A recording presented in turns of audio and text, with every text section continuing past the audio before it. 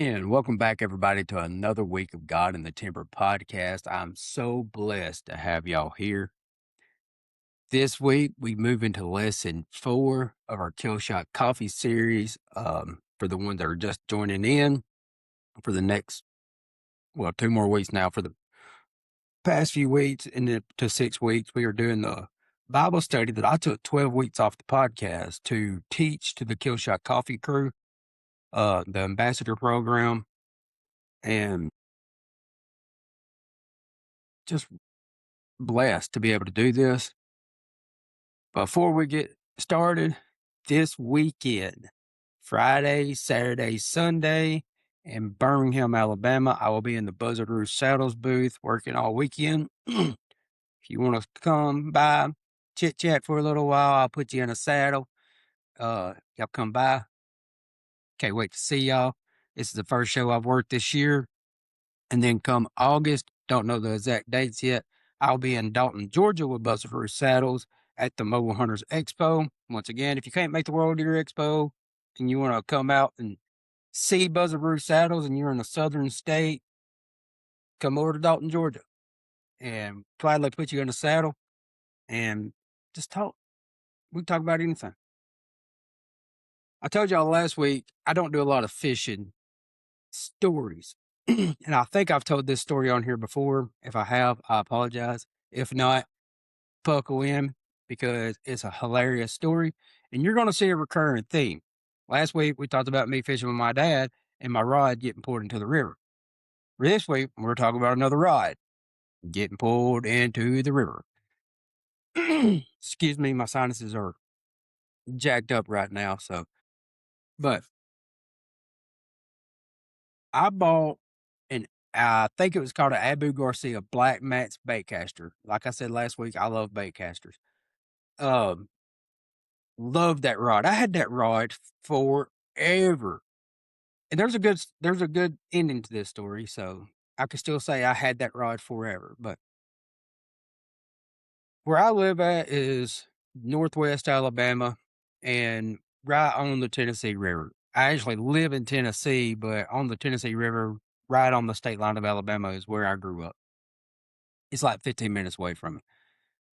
Well, me and my buddies, once season was over, deer season was over, we already would get into that thought process of, hey, it's about time to start fishing.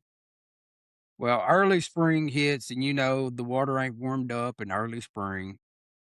Well, we got this place down there that we would fish under the bridge that was just a creek. During the summertime, uh, the river, the summer levels would come up, and it's still, it makes like a big slough, but all year long, there's a big creek runs through it. Well, we had some good rainstorm come through, and if you know anything about catfishing, if that water's muddy, after a good rain, you're gonna catch some fish more than likely. So we was at school and it was like a Friday or something, and it rained for like a week straight. So we done decided Friday after school, we didn't have no sports to worry about. We're gonna go fishing. So we go down there and I am a numbers fisherman. You might catch one 30-pound catfish to my 20 brim, but I still say I outfished you type deal. Well, we're under this bridge or beside this bridge, and I have a little. I I can't remember the name of it. It's like the crappie master or something like that. It's a real lightweight spinning reel. I used it for creek fishing. Well, I looked over by the pillar of the bridge, and there's a bunch of little old brim over there. So I'm like, I'm about to add some numbers to this fishing trip. Well, I'm over there catching these little bitty brim. I mean, I promise you, these things couldn't have been more than 4 inches. Like I had the smallest hook you could put on, it seemed like, besides a fly hook. And I'm just wearing these little bitty brim out. I could have caught the same one 5 times, all I know, because as soon as I put it back in the water, it'd go straight to the bridge, go straight where I was casting out. Well, my good friend Steven, as y'all know, I call him Steve. He's like, well, while you're doing that, let me borrow your rod. So I have two rods out for to catfish with. I'm like, all right, go ahead. Well, he casts it out there and it looked funny. If you're watching the video, I tried to do it left handed. He casted it out there, and we're just sitting there chit chatting, talking. And if you know, like I said last week, the way a catfish hits and the way a catfish runs is it pops it and then it takes off and it pulls a lot of tension on the string. Well, I'm over brim fishing and just so happened I look over and I see that line go from tight to loose and I said, Steve-O, fish. That's all I got out in that mug. It banjo string hit the water. I mean, going crazy. Steve-O reaches down, tried to grab it before it hits the water. This thing was, I mean, it was gone. I love that rod. That's a good thing about that's a good key part of this is I love that rod. And remember the time of the year, early spring in a creek. My northern folks, y'all call it a creek. For a lot of my northern folks or Midwestern folks, you would see it and you would think it's a river. But for us, it's a creek. Our river is so wide, our creeks are small. I've seen what y'all call a river. That's what we call a creek most of the time. Uh, Thought I'd throw that in there because I like one of my buddies. Me and him likes to pick on each other about that terminology. So I strip down to my boxers. Steve-O strips down to his boxers, and we jump into this trying to find this rod. This creek is deep. It's probably 8 foot, maybe. And we had rain at the time, or we had that flood water come in, so it was even higher than that at the time. And it was cold enough. It's one of them ones. It's kind of like one of them ice baths. As soon as you get in, it takes your breath away, and like you have to pop up to the surface. And you're like struggling to breathe. Well, we go over there to where he cast it out at. Me and him was diving under, looking like, and both at this time, me or him are not skinny people. We look like a bunch of I don't even know what they call a group of whales, but that's what we looked like. We was diving down and then resurfacing, diving down and resurfacing. Well, my other buddy that was with us, Derek, also known as Darwood, I holler at him to go ahead and build a fire. This dude right here can build a fire out of 2 ice cubes most of the time. Like he is one of them ones that can build a fire great. I was like, build a fire. Well, we're swimming, trying to get back. We're struggling. We get back and we are shivering. I mean, we are freezing cold. And then Derek, being the common sense smart one out of us, he's like, hey, I got a pretty big old bait, like hook and some weight. Let's cast it out over there in a couple different places and drag it and see if we at least hook the line. I was like, okay, well, I'm standing by the fire in my boxers. People was driving across this bridge. Steve-O's standing by the fire in his boxers, and Derek's over there laughing his butt off. I'm casting that old rod out there, and I hook it. I start reeling in. I'm like, well, something's on this, and I see the line come up, and I'm like, oh yes. Well, now I'm like, I'm gonna have to get back in this water because it's cold. I don't want to. And Derek, being the good friend he is, and he saw us struggling, he's like, hey guys, I'll go get it. So Eric stripped down to his boxers and took off into the water just to experience, I guess, how cold it was. I have no idea why he did it. I'm thankful he did. He swims out there holding on to the line that I hooked it with, and he grabbed the line and brings the rod in, and the fish ain't on there. I was so mad because the way it took off, you would think this was probably about a 40-pound flathead, 50-pound flathead. That mug was gone. Well, we get it up there and we're reeling in, and you have three very, very heavy set guys. Like I said, cars going across the bridge, which is Waterloo, Alabama. It might be one car every 2 hours. Seems like it's not a very busy place. And you got three very overweight fat guys, drenched, soaking wet, standing by a fire in their boxers over a Abu Garcia black mats that cost me like $40 at Walmart. But I love that rod, and I had two really good friends that was like, "Hey, we're gonna help you get this rod back." I done made up in my mind that if I lost it, I was gonna have to buy another one, but like I was gonna be upset that we lost it, but I'd get over it. But yeah, got that rod back. It was an awesome story, good memories with friends, and it's just some of them things that sticks out in your mind. Like I've told my kids this story, and now I get to share it with the people that watches this. Speaking of the people that watches this, I got on my analytics page, 20% is from Hong Kong. So if you are from Hong Kong listening to this or watching this, however you are getting fed through the spirit on this, drop me a like. That is awesome. I don't know how the analytics work, but 80% is American, 20% is Hong Kong. That's pretty cool. So, but without further ado, let's get into lesson 4, and that is called silence and pressure. So, for a quick overview, our very first one was called the call. It's called about stepping out when you're called, stepping out of your comfort zone. Uh, I got to see what number 2 was actually called because I always get it confused. Number 2 is called preparation before the harvest. So, once you are stepped out of being called, you have to start preparing yourself. And lesson 3 was aim small, miss small. And that was so we moved from stepping out of your comfort zone to having a discipline on pursuing that. Then aim small, miss small was about being precise. So now today we're going to talk about what happens when the silence and the pressure hits because it's going to happen.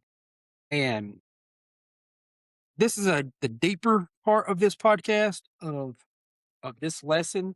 And when I say deeper, I planned this out because there was a lot of men in the group. I planned this out like this because as men, and even women does it, but I'm a big advocate for men's mental health. As men, we always shut down and we get silent or we get angry. Like we don't know how to relay our emotions the way that we should and we bury things down. And that's the reason why men's suicide rate is like, I think it doubles women's suicide rate. Uh, because a lot of times we don't know how to deal with our emotions. So that's where this come in. And I wanted this to be in there. Like I said, I'm a big advocate for men's mental health. And with a lot of men in the group that was doing this Bible study, it needed to be said. Most people don't struggle with activity. They struggle with being still. We feel every single moment of every single moment of our life with noise, distractions, movement. But if we allow God to work, He does a lot of His deeper work in the still, quiet moments of our life. So while you're hunting, some of the most important moments happen in the silence. Long sits, we all enjoy them, but we hate them all at the same time because very minimal movement. You're just waiting, you're listening, you're learning. Spiritually, those same seasons exist and they will reveal what's really inside of our heart. The silent moments will reveal what's inside of our heart. So, this is a scripture that I have to repeat myself a lot, and that's Psalms 46:10. Be still and know that I am God. And then if we look in 1 Kings 19:11 through 13, this is after Elijah does his miracle at the altar of Baal, and now he's on the run away from Jezebel. So you go through that, and he runs away, and he's in the mountains, and he goes into a kind of like a depressed state. He's depressed, and he's asking God all these questions. And we see here that God wasn't in the wind and the fire that he witnesses. It says that God's voice was a small voice. Elijah had to listen in between the chaos to the still small voice of God. And then Isaiah 40:31, those who wait on the Lord shall renew their strength. And that's something as a lot of men we have problems with. And this is not a episode related just around men. I want to get that out there. Women struggle with this too. I can't tell you from the woman's point of view because I don't have that woman mindset. Um, but as a man, it's hard for me to wait on God's timing. So our number one point is silent reveals what the noise hides. When everything around you is quiet, what comes to the surface first? Anxiety, fear, doubt, restlessness. We often avoid silence because it exposes what we don't want to face in our everyday life. but God will use that silence to reveal what needs to be addressed. He's going to use quiet moments in your life and that conscience inside your head, that voice that's inside your head to speak to you. A lot of people ask today is like, well, why doesn't God speak to me like he did to the people in the Bible? Why does that not happen? He does. You just have to be willing to listen. And that is using that inner voice inside you, that conscience. You see all the time on like old cartoons, the devil on one shoulder, the angel on the other, and they're talking, and you're like, well, what should I do? What should I do? Your conscience is a lot of times God speaking to you. If you have a conscience about something, like you shouldn't do it, your mind is telling you you should not do this. More than likely, that's God speaking to you. You just have to be willing to answer. Point number two: pressure reveals your foundation. This is going to be, I guess, if I was highlighting things, this is going to be the number one thing that pressure reveals your foundation. We see in the Bible where he tells us to have a strong foundation, to build upon the rock, don't build on the sinking sand. And